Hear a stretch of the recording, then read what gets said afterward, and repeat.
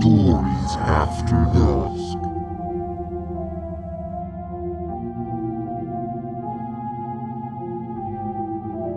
I was driving from Dallas to Tuscaloosa. Left at midnight and drove straight through the night with two friends passed out sleeping. It was probably 4 a.m. and I had a 1/4 tank of gas, which translates to about 100 miles. I see that the nearest town is about 90 miles, so I'm pretty worried about making it. Before I hit that town, I ran into a tiny town that wasn't on the map. A few houses, a gas station, and a convenience store, and that was about it. I walked into the gas station and handed the guy $50 so I can fill up. He was a really tall, skinny black guy, like skin wrapped around bones level skinny, probably 6'5" at least, and he just had this eerie look about him. He looks at me, leans over the counter, scans the outside, and looks back at me. He hands me $50 back and a hat and says, "Look," "You look like a nice young fella. You don't want to be out here at this time of night looking like that. Put the hat on, get to your car quickly, and get gas at the next town." Based on the way he said it and how he pointed, looking like that was about being white, I think, but I'm not positive. I was super confused and just said, "I don't have enough gas to get there, that's why I'm here. I didn't even know this place existed." He responds, "It doesn't. Here, there's 2 gallons left in this can. Just drive another 15, 20 to 20 miles out and use those 2 gallons. But please, you need to move now." At that point, I stopped questioning him and left. On my return trip, it was daytime, so I wanted to stop back in and return the can with 2 gallons in it. But wouldn't you fucking know, couldn't find the goddamn little town again. It's like it disappeared over the weekend. To this day, I refuse to stop in small towns that aren't on the map. I have no idea what that gas station employee was trying to save me from, but he pushed me out of there with some urgency and even gave me free gas to do so.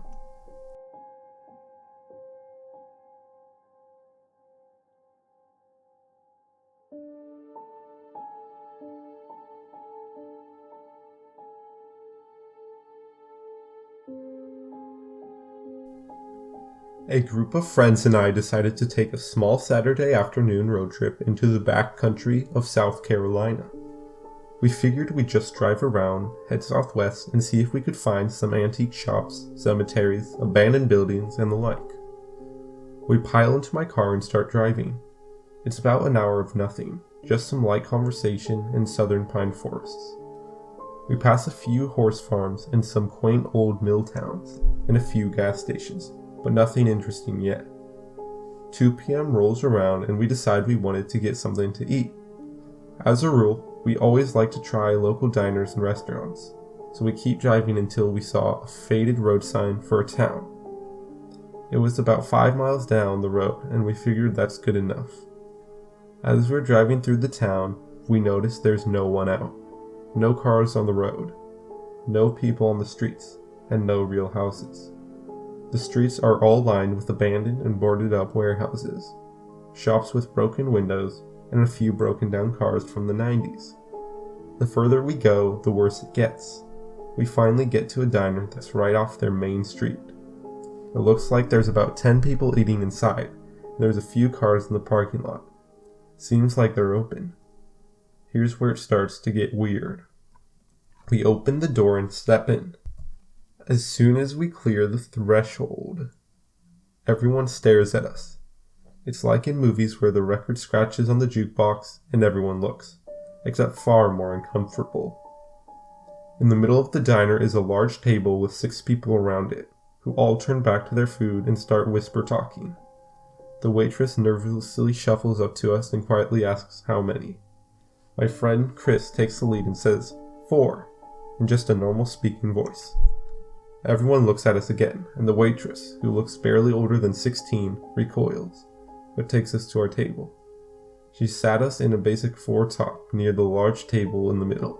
She takes our drink orders and leaves. Once she goes, we all whisper about how weird that was. While we're talking, the line cook is just staring at us with this violent look in his eyes. We all figure out what we want and wait. We sit in awkward silence for about 10 minutes before the waitress comes back. She takes our orders and disappears into the back of the diner, leaving us alone in the dining room with the people at the other table. It gives us some time to look them over. They're all a basic southern family. Chubby, haggard-looking wife, husband with sun-leathered skin and oil stains on his coveralls. 3 children, all girls, all in nice Sunday dresses, and then her.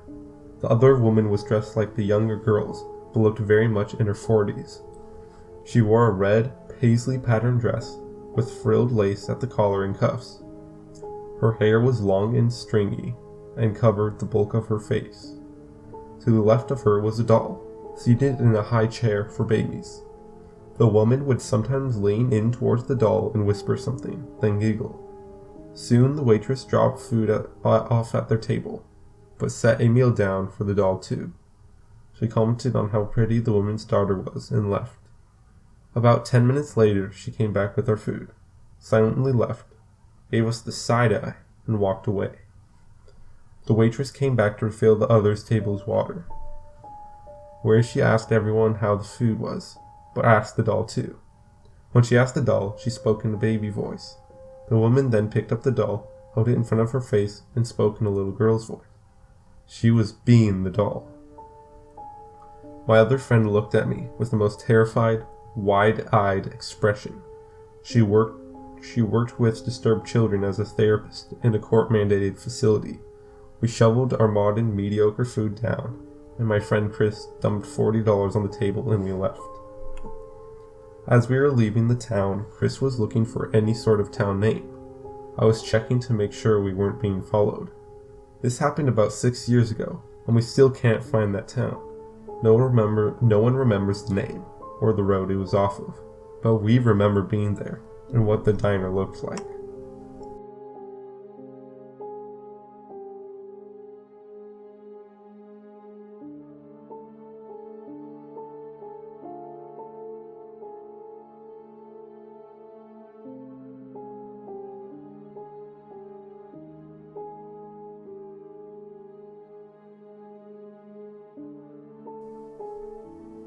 I was relocating across Texas, and as I normally do, was driving through the night to skip traffic. And because it's more serene that way, I was driving straight through central Texas going northwest.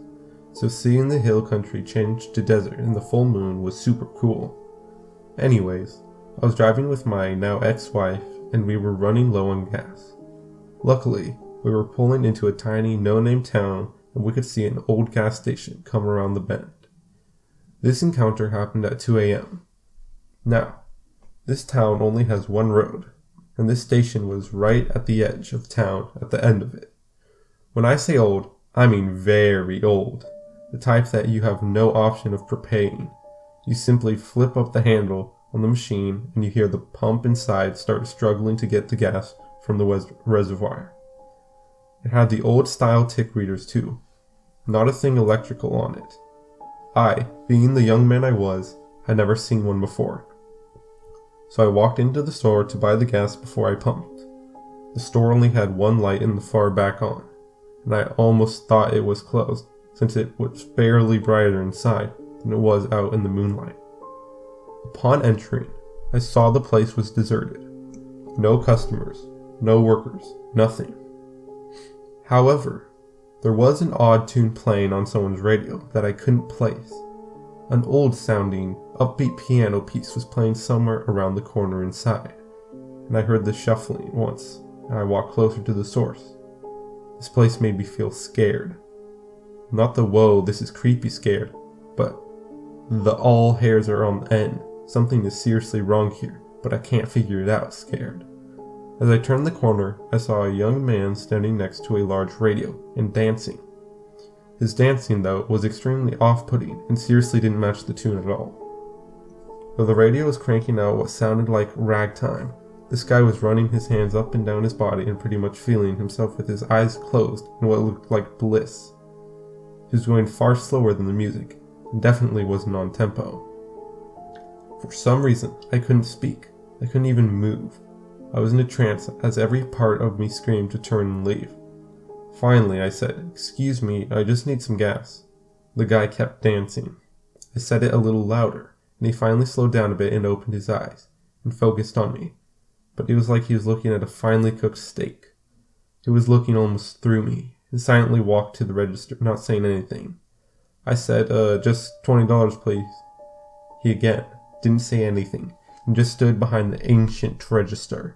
So I figured maybe he didn't speak the language, or was embarrassed I caught him dancing. So I laid the money on the counter, and went outside hoping he'd turn on the pump. I filled up, told my wife about the weird-ass scene in there, and turned off the pump to kill the horrible grinding noise from the interior pump fighting against gravity to get the gas up.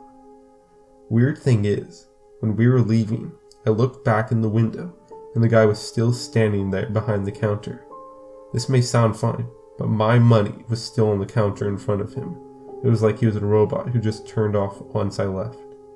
This is where it gets super weird. A couple months later, I was driving back to San Antonio to visit family, when we figured we'd stop at the old gas station to see it in the daytime since it had become somewhat of a running joke between us. We pulled into this tiny town, and the thing was gone. The lot it sat on at the end of the road wasn't even there. It was just grass, no rubble, no old pump, no lighting, nothing. It was like somebody picked it up and moved it. It looked like nothing had been there for years. Still get freaked out thinking about it.